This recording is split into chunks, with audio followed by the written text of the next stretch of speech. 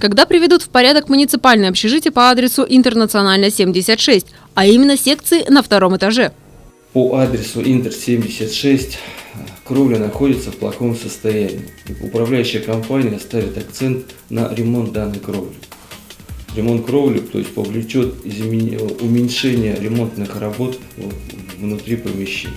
Кровля ремонтируется текущим ремонтом, кусочками, то есть в 2014 году, то есть мы уже выполнили ремонт кровли на 335 тысяч рублей. То есть при этом мы идем перерасход, то есть мы все средства собираем по дому, то есть направляем на ремонт данной кровли.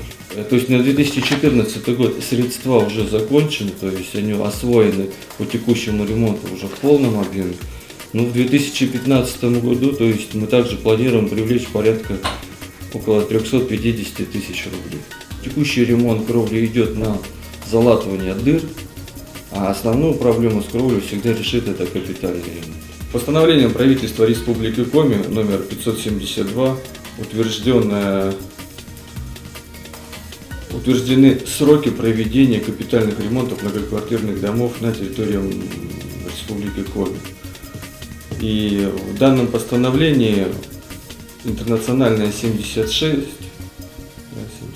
то есть попадает под капитальный ремонт кровли в 1934-1938 году.